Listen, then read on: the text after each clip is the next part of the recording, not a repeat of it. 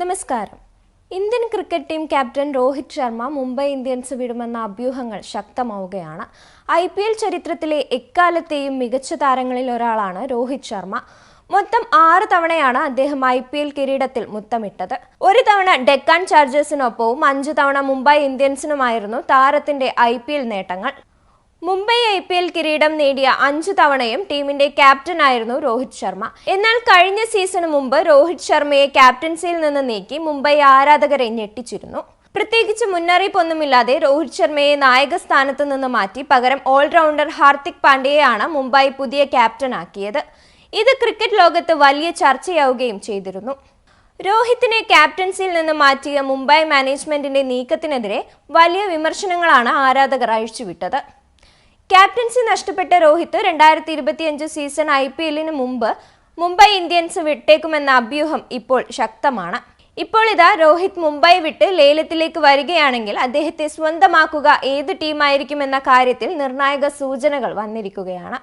രോഹിത് ശർമ്മ ലേലത്തിൽ ലഭ്യമാണെങ്കിൽ അദ്ദേഹത്തെ ടീമിലെത്തിക്കാൻ തങ്ങൾ രംഗത്തുണ്ടാകുമെന്ന സൂചന നൽകി ഇപ്പോൾ രംഗത്തെത്തിയിരിക്കുന്നത് ലക്നൗ സൂപ്പർ ജയൻസിന്റെ ഫീൽഡിംഗ് പരിശീലകനായ ജോൺ ഡി റോഡ്സ് ആണ്. രോഹിത് മഹാനായ കളിക്കാരനാണെന്നും അദ്ദേഹത്തെ പോലൊരു താരത്തെ സ്വന്തമാക്കാൻ എല്ലാ ടീമുകൾക്കും ആഗ്രഹമുണ്ടാകുമെന്നുമാണ് ജോൺ ഡി റോഡ്സ് പറയുന്നത്. രോഹിത് ശർമ്മ ലേലത്തിൽ എത്തുകയാണെങ്കിൽ അദ്ദേഹത്തെ സ്വാഗതം ചെയ്യാൻ ലക്നൗ സൂപ്പർ ജയൻസ് റെഡിയാണ്. അവൻ മഹത്തായ കളിക്കാരനാണ്. എല്ലാ ടീമും അവനെ ടീമിലെത്തിക്കാൻ ശ്രമിക്കുന്നുവെന്നും ജോൺ ഡി റോഡ്സ് കൂട്ടിച്ചേർക്കുന്നുണ്ട്.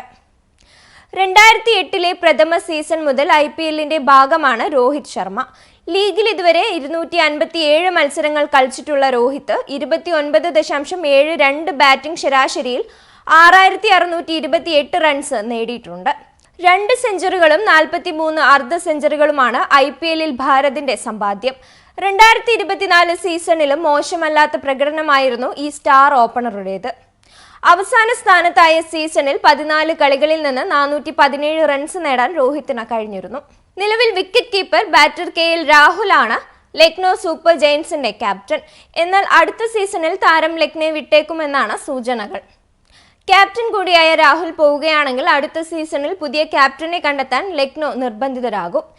ഈ സ്ഥാനത്തേക്ക് അവർ രോഹിത്തിനെ നോട്ടമിട്ടതിൽ അത്ഭുതപ്പെടാനില്ലെന്ന് തന്നെ വേണം പറയാൻ.